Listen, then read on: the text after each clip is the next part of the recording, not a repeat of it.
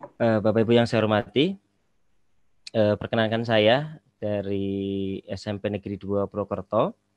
Nama saya Waryanto. Mohon izin untuk share screen terlebih dahulu. Perkenalkan saya mungkin akan sedikit menyampaikan penerapan asesmen yang saya lakukan di sekolah saya, sekaligus saya juga melengkapi dengan hasil survei yang saya lakukan ke beberapa rekan guru mata pelajaran. Ya, sebagian besar memang dari wilayah Jawa Tengah dan Kabupaten Banyumas, tetapi banyak juga yang dari luar Jawa karena saya share linknya ke beberapa tempat juga.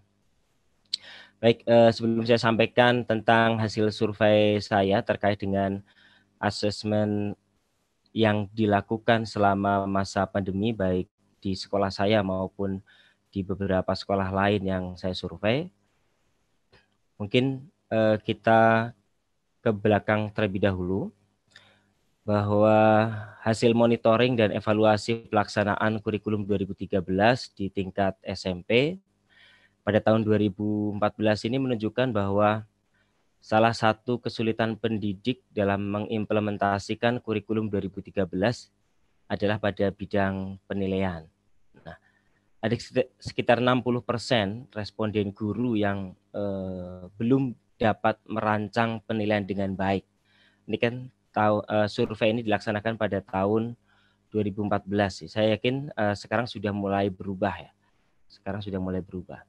Nah, penilaian itu sendiri adalah proses pengumpulan dan pengolahan informasi untuk mengukur pencapaian hasil belajar peserta didik.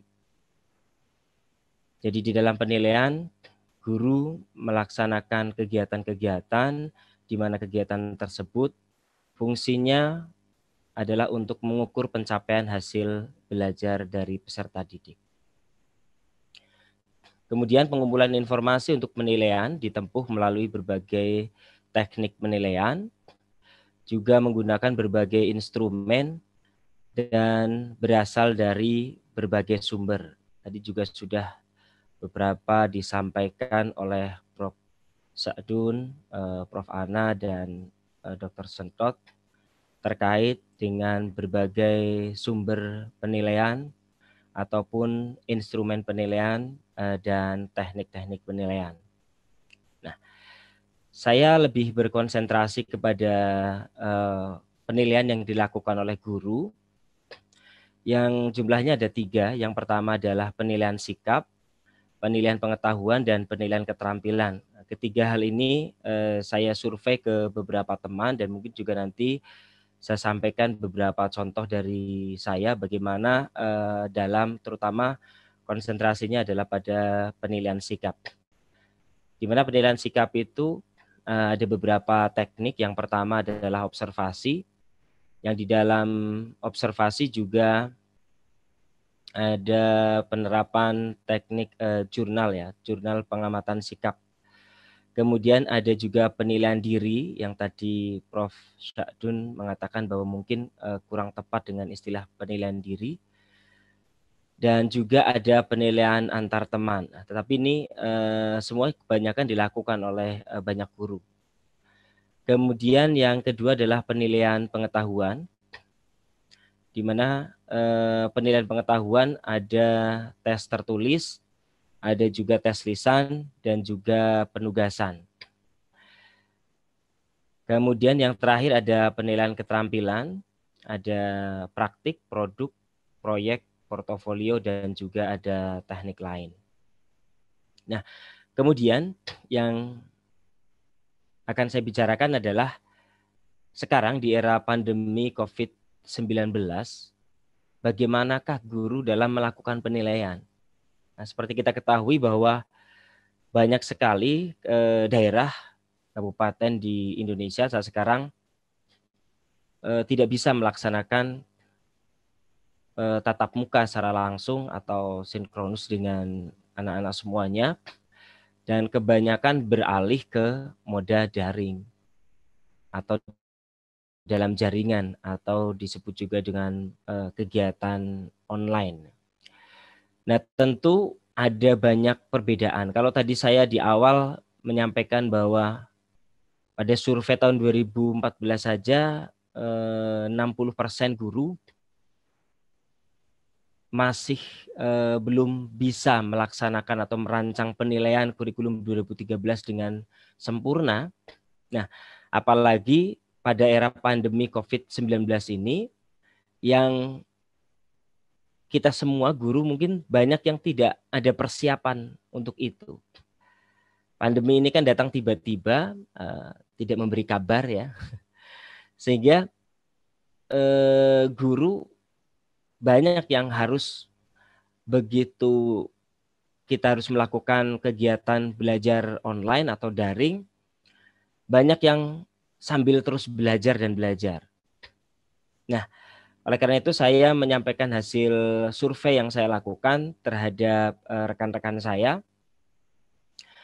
Dari survei yang saya lakukan, ketika ditanya apakah Bapak Ibu guru selama pandemi COVID-19 ini melaksanakan pembelajaran secara daring, nah, ternyata alhamdulillah, walaupun tadi saya sampaikan bahwa banyak guru yang 60%-nya dari survei tahun 2014 itu belum bisa melaksanakan rancangan penilaian dengan sempurna, tetapi ternyata semua guru, hampir ya 97% guru yang saya survei, ternyata mereka semuanya melakukan PJJ atau pembelajaran jarak jauh. Dari sisanya yang 3%, mereka mengadakan pembelajaran tidak dengan model daring. Nah, ini kita ketahui dari berbagai media, ternyata memang bukan kesulitan gurunya mungkin. Bukan kesulitan gurunya, tetapi lebih kepada bahwa guru melihat yang 3% ini, banyak guru melihat anak-anak yang tidak memiliki gadget, terutama di daerah-daerah pedalaman ya, yang jauh dari akses internet. Guru justru sangat bijaksana untuk bisa tetap memberikan pelajaran kepada anak-anak mereka yang tidak memiliki gawai atau perangkat. Nah, kemudian dari 97% guru yang melakukan pembelajaran secara daring, saya bagi menjadi 3 moda ya.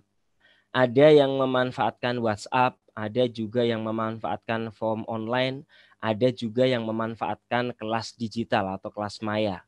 Nah, kalau tadi dikatakan bahwa WhatsApp itu sulit ya, sulit membangun interaksi. Bapak Ibu yang saya hormati, saya di SMP Negeri 2 Purwokerto membangun sebuah sistem di mana WhatsApp SMP Negeri 2 Purwokerto itu bisa juga untuk mengetahui secara langsung apakah anak-anak itu sedang belajar atau tidak. Nah, di WhatsApp autorespon SMP Negeri 2 Purwokerto saya rancang agar anak-anak bisa terus menggunakan HP mereka untuk belajar, yaitu dengan mengakses soal-soal secara online yang semuanya itu bisa dilakukan hanya dengan menggunakan aplikasi WhatsApp. Nah, ini artinya adalah bahwa guru sebenarnya juga bisa memantau interaksi antara siswa dengan gurunya. Karena apa? Dari pantauan chat WhatsApp autorespon yang ada di server sekolah kami bisa memantau siapa saja yang saat sekarang sedang belajar dan mungkin siapa saja yang tidak sempat atau belum mengakses WhatsApp. Dan keunggulannya lagi adalah WhatsApp ini bisa juga bagi mereka yang hanya menggunakan kuota sosial media ya. Artinya kuota sosial media ini kan biasanya sangat murah. Sehingga sangat menolong anak-anak SMP yang mungkin mereka hanya memiliki kuota sosial media. Tapi dengan WhatsApp mereka bisa tetap mengakses dan belajar dari soal-soal yang sudah disimpan di dalam server kami. Kemudian ada juga yang menggunakan formulir online, baik itu Google Form tadi yang sudah dicontohkan oleh dokter siapa tadi yang terakhir ya, lupa. Kemudian ada juga dokter Sentot ya tadi ya. Kemudian ada juga Microsoft Form ya. Microsoft Form bisa juga untuk membuat latihan-latihan soal atau bahkan digunakan untuk tes sumatif ya. Nah, kalau di Google Formulir mungkin memang ada beberapa keterbatasan di mana salah satu keterbatasannya adalah ketika guru membuat soal-soal online yang isian singkat atau urean. Kalau urean sudah pasti harus dikoreksi secara manual, tapi kalau isian singkat di Google Formulir memang agak kurang tepat ya, agak kurang tepat. Tetapi Bapak Ibu bisa menggunakan Microsoft Formulir yang dalam pengkoreksian soal-soal isian singkat bisa lebih presisi dalam menilai. Nah, atau juga yang lebih bagus dan interaktif ada aplikasi Quizzes. Quizzes juga sering kami lakukan karena sifatnya kalau Quizzes lebih menantang ya, karena bisa live, bisa bareng-bareng sehingga mereka tahu sifat apa namanya kompetisinya dengan teman-teman yang lain bisa muncul karena live bisa dilihat siapa yang sudah mengerjakan, siapa yang belum, kemudian pencapaiannya secara online pun muncul di layar Quizzes. Kemudian yang terakhir ada juga beberapa sekolah yang sudah bagus, sudah menerapkan learning management system. Mungkin mereka membangun sendiri seperti yang kebanyakan ada di perguruan tinggi menggunakan Moodle. Tetapi kebanyakan kalau sekolah-sekolah menggunakan Moodle itu kesulitannya adalah pada sisi apa namanya penyediaan servernya ya, penyediaan servernya untuk Moodle. Tetapi sebenarnya sudah banyak pula yang disediakan secara gratis seperti Kementerian Pendidikan dan Kebudayaan juga menyediakan kelas digital atau kelas mayanya di rumahbelajar.kemdikbud.go.id. Atau Bapak Ibu juga bisa memanfaatkan Google Classroom, sebuah learning management system juga yang disediakan oleh Google secara gratis kepada kita semuanya. Sehingga Bapak Ibu bisa memanfaatkan Google Classroom atau kelas digital yang disediakan oleh Google. Kemudian terkait dengan penilaian sikap secara daring ya, saya juga bertanya kepada banyak rekan guru, apakah pada masa pandemi ini mereka melakukan penilaian sikap secara daring? Nah, ada 77% rekan-rekan guru yang melaksanakannya secara daring, tetapi ada 30% yang 33% yang tidak melaksanakan secara daring ya, tidak melaksanakan secara daring. Mohon maaf. Nah, dari 77% yang melaksanakan secara daring itu ada yang melaksanakan menggunakan WhatsApp, ada juga yang menggunakan form online, ada juga yang menggunakan learning management system. Di WhatsApp ini yang paling mudah dilakukan oleh guru-guru, mungkin yang belum memiliki server seperti di tempat kami. Kebanyakan WhatsApp dibuat dalam grup-grup kelas, kemudian tugas-tugas guru diberikan atau diupload melalui kelas WhatsApp. Kemudian ada juga yang menggunakan lebih baik lagi formulir online sehingga siswa sudah bisa langsung melihat hasilnya atau guru juga sudah bisa langsung memanfaatkannya. Nah, tentu lebih lengkap lagi adalah Bapak Ibu guru yang sudah mau melaksanakan melalui learning management system, baik itu kelas digitalnya atau kelas mayanya rumah belajar, atau bisa juga menggunakan Google Classroom. Kemudian saya bertanya kepada yang 33% tadi, kenapa tidak melakukan penilaian sikap? Ternyata kurang 5 menit, Pak. oh iya, Mohon maaf, Pak Har. 73% itu sulit untuk dilakukan menurut guru. Kemudian yang 15% tidak bisa menilai sikap. Menurut mereka pendapatnya adalah bahwa penilaian sikap secara online itu tidak bisa. Kemudian yang 12% ini menjawab lainnya, dan yang tidak bisa itu 0%. Kemudian penilaian sikap juga bisa dilakukan dengan melalui beberapa hal yang tadi yang saya katakan 77% tadi. Ada yang melakukan dengan menggunakan observasi atau pengamatan. Nah, observasi atau pengamatan ini tadi saya lakukan bisa dilakukan melalui grup WhatsApp, bisa juga melalui perbincangan atau komentar chat yang ada di Google Classroom atau LMS. Kemudian bisa juga menggunakan jurnal penilaian sikap. Ada 27% guru ya tadi yang menggunakan jurnal penilaian sikap secara online. Kemudian ada juga penilaian diri, 21% guru melaksanakan penilaian diri yang dilakukan secara online. Kemudian 10% menggunakan penilaian antar teman. Nah, dari itu semuanya 95% berarti guru melakukan observasi atau pengamatan dilakukan secara online melalui forum digital, baik itu WhatsApp maupun kelas Google Classroom. Nah, sebagai contoh ini, contoh positif ketika kita akan menilai ya, ketika kita akan menilai anak-anak kita melalui jurnal pengamatan sikap. Di sini di chat Google Classroom ini ada beberapa contoh. Saya contohkan di sini misalnya ada anak bertanya, tetapi dia juga menilai, bukan menilai, memberikan jawaban atas pertanyaan temannya. Nah, ini bisa kita lakukan sebagai bentuk penilaian positif terhadap satu anak ini yang melakukan atau memberikan jawaban kepada teman sebagai bentuk bantuan. Kemudian ada juga tetapi yang memang contoh negatif ini yang anak-anak tidak tahu bahwa mereka juga dipantau melalui live chat ketika menggunakan pembelajaran sinkronus tetapi menggunakan YouTube ya. Di sini live chat ternyata memang ada anak yang suka berkomentar negatif. Kemudian bisa juga melalui penilaian diri yang menggunakan formulir online. Ini saya buat menggunakan Microsoft Form, atau penilaian antar teman juga saya buat menggunakan Microsoft Formulir. Nah, untuk penilaian pengetahuan ini kebanyakan guru melakukan ya, 141 guru melakukan, hanya satu yang tidak melakukan karena memang tidak bisa. Tidak bisanya mungkin karena memang tidak memiliki gadget atau tidak memiliki perangkat internet.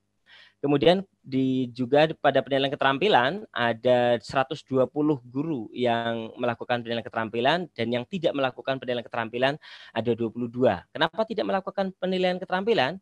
Satu, tidak bisa, kemudian online tidak bisa menilai keterampilan. Ini pendapat dari guru. Kemudian yang 14 orang menyatakan bahwa itu sulit untuk dilakukan, dan beberapa pendapat menyatakan lainnya. Ini ada 6 pendapat. Nah, beberapa kendala yang kita jumpai dalam PJJ adalah yang pertama, banyak anak tidak memiliki perangkat.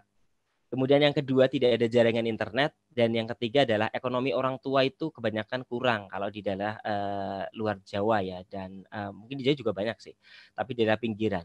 Kemudian kesimpulannya adalah bahwa asesmen pada masa pandemi COVID-19 tetap bisa dilaksanakan. Yang paling utama adalah bagaimana kita bisa memanfaatkan IT. Dan lebih pentingnya lagi adalah nanti gurunya yang harus mampu untuk menguasai IT. Kemudian saran bahwa sarana dan prasarana di sekolah harus ditingkatkan untuk membekali teman-teman guru semuanya. Kemudian perlu perlibatan pihak ketiga untuk mendukung PJJ, misalnya radio. Nah, di Kabupaten Banyumas kebetulan saya juga ikut dalam siaran radio untuk belajar melalui radio.